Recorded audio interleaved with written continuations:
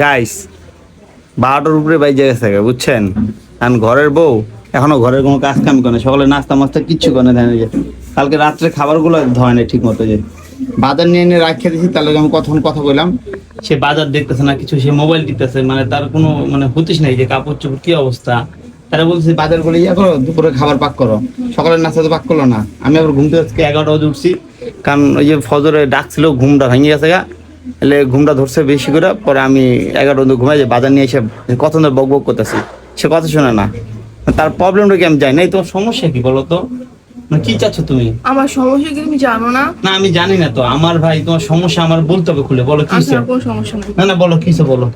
তোমাকে আমি ফজরে ডাক দিয়েছিলাম যে তুমি আমাকে নিয়ে চলো ঘুরতে যাও, কত সুন্দর করে শাড়ি পরছিলাম, হ্যাঁ বলে তুমি আমাকে নিয়ে গেলা না। তারপর আমি আর কি করব, এই যে ড্রেস আপ খুলে জামা কাপড় খুলে এখানে আমি এগুলো ড্রেস আপ পরে মোবাইলটা টিপতেছি, এটাও কি তোমার সহ্য হচ্ছে না? না তোমার তুমি মেন্টাল নাকি, মানে একটা সাইকো, মানে তোমার ফ্যামিলি কেউ সাইকো টাইকো ছিল আগে থেকে? এই আমার ফ্যামিলি নিয়ে কোনো উল্টাপাল্টা কথা বলবা না, তাহলে কিন্তু খবর আছে। না না তুমি তো সাইকো না হলে কেউ ফজরে কেউ ঘুরতে যায়, মানে ফজরের সময় কেউ ঘুরতে যায় সকাল 6টায় 5:30টায়।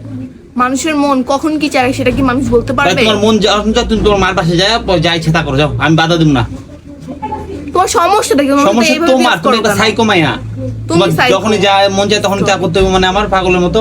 আমি খেলার পুতুল নাকি? আমি তোমার ঘরে কোনো কাজ করতে পারবো না, তোমার সংসার তুমি নিয়ে পড়ে থাকো। তো তুমি আমার সংসারে পড়ে আছো না, চলে যাও। এই বেটা আপনার টাকা দিয়ে যেতেছি গা, বিয়াদব একটা মাইয়া, কত বড় একটা বিয়াদব মাইয়া, মানে এইসব বিয়াদব মাইয়া লোক সংসার করলে জীবন ধ্বংস হয়ে যাবো গা।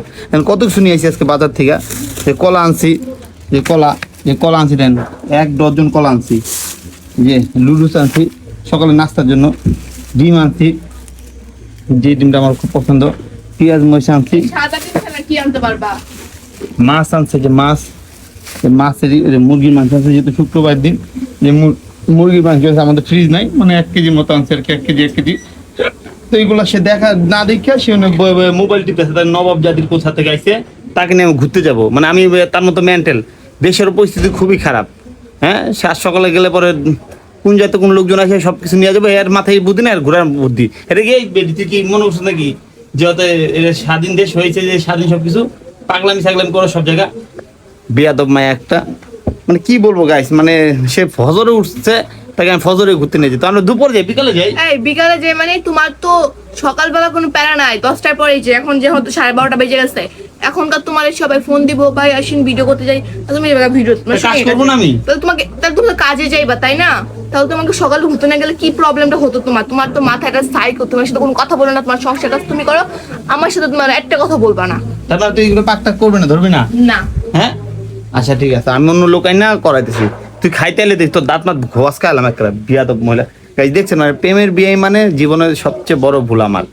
কে কি ভুল করছে জানি, কিন্তু আমার সবচেয়ে বড় ভুল, মানে দেখছেন কি অবস্থা, মানে কারে কি কম, আমার নিজেরই কপাল খারাপ, মানুষের উপর তো লাভ নেই গা, আমার কাছে আমারই করতে হবে। গাইস ভালো দেখেন, আর আমার জন্য দোয়া করবেন যেন আমি ভালো মতো থাকতে পারি, ঠিক মতো বাঁচতে পারি আর কি। ঠিক করে আমারই কষ্ট করতে হবে, থাক।